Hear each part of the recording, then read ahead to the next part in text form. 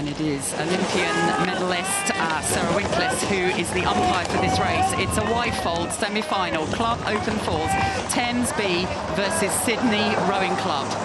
This is amazing, and obviously, hello to all the Australians who are watching, have tuned in from Sydney, supporters of Sydney Boat Club coming to watch their boys do the job here as they shoot off towards the end of the island. Great steering from both. They've had a few days to get themselves confident of the course that's so different from anything else you row on. And that Sydney crew have gone off a little sharper in my mind as we come out the island. There they are, just starting to inch ahead. Really aggressive rowing from that Sydney crew. Yeah, I mean, they're sitting up tall, they look good, they look powerful, but this Thames crew, you can see the bowman looking over, he knows that this is where you had this real sense of two crews. It's you just against this other crew. It's so intense, this first bit of the race. I mean, it's incredible, isn't it? A Thames B crew who are in the semi-finals, again showing the immense strength in depth that they have at the Thames Rowing Club, the brilliant programme under Xander Smulders.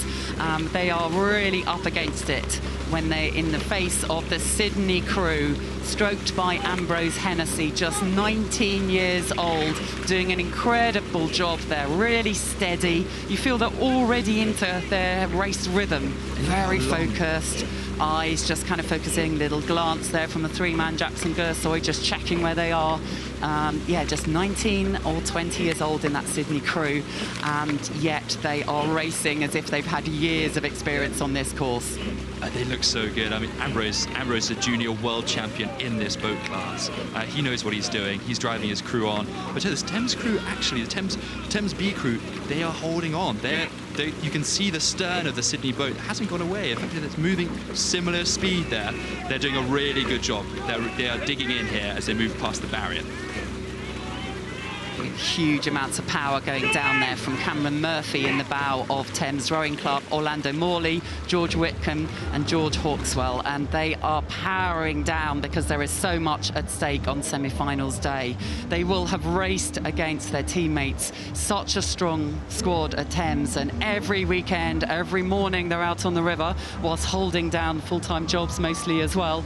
Then they are, you know, racing each other all the time, and that pushes the standard up, and it means when you come here you're used to being tested and having people alongside you all the time. The Thames have such depth, basically a sort of an armada on the Putney embankment, and here we're looking at Sydney, and I love this shot of the crew squeezing through, and you can see if you look at the bow bore and see if it twitches each way, and it's not, you can tell that both sides, both pressures on as the oarsmen put their blades on either side, on stroke side and bow side, are perfectly evened up.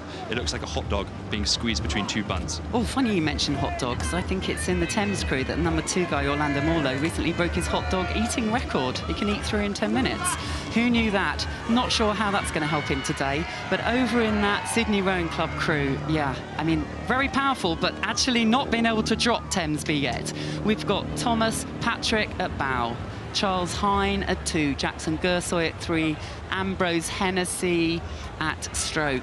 And my goodness, that is real pressure on each other there. Bit of steering happening in the Thames crew, but they are side by side. They'll be feeling that. Thames will be having a sense they have not dropped us, and this is why we did all of those really hard ergos through the winter, so that we can hang on and really test this Sydney crew. This is a gutsy row from the Thames crew. They are digging in. As you can see, the steering is kind of slightly coming over as the umpire, Sarah, steers them back over. Steers both crews separated. You have this thing when you're locked in a dogfight like this, you end up steering a little bit towards each other because the focus is on each other and how each other are performing, and are you moving on the crew in front. And this is a real race here. And actually, having steered the Sydney crew slightly away from the middle, there's always then the danger they go too close to the booms, and you can get into a bit of a pattern there. They are a little closer to the booms now on the Sydney side. I think they'll be aware of that.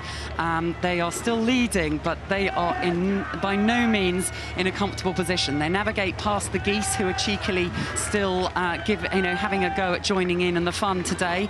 But let's have a look at what's happening in the Sydney crew. They are maintaining their lead.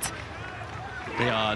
They look, as the drone zooms in overhead, we see how long those arms are. It's such a leg-dominated stroke, which is great. As they catch that water, they lift the boat out the water, and they drive it on using the legs first and the backs and the arms as they come swinging through it. It's excellent rowing. It's really good. The bowman, Thomas Thomas Patrick. He has raced for Great Britain under 19s, and he is on a gap year in Sydney. He works as an Uber Eats driver in Sydney in between training for this event. So, you know, that gives you an insight into their world. And here we are, back to Thames Rowing Club B, who are having to dig in. You can see it on the faces.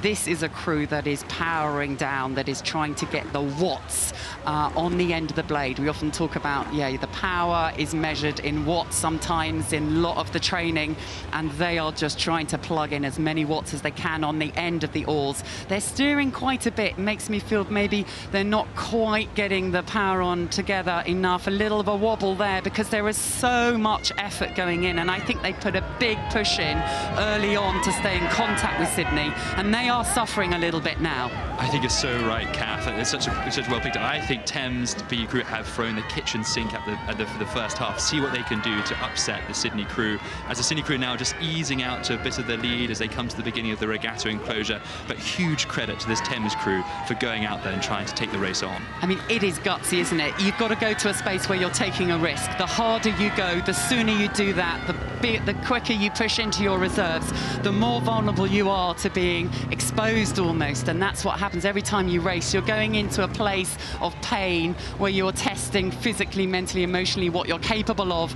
And if it doesn't work, if you don't get alongside, if you don't get ahead, it is tough. And that's what these guys are doing. They are toughing this out now in this Thames Rowing Club B crew. I mean, huge respect, as that old saying goes, who dares wins. You've got to, if you've got a lonely line up at start, you've got to throw your race at them if you know you're up against a slightly better crew.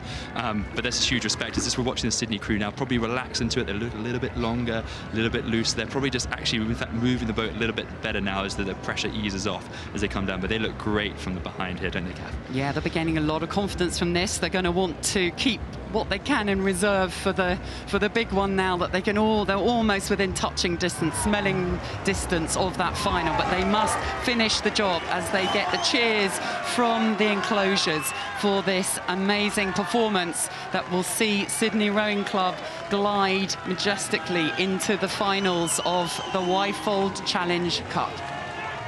Amazing. And a bit of a food theme here, because also in that Sydney crew, Jackson in 3-seat works for a chicken company as they come across the finish line. Congratulations. So I saw some Sydney Blazers that were picked out there who were at the front cheering on their crew as Thames Rowing Club B valiantly crossed the line. Fast on the water, fast food as well. There's a connection there.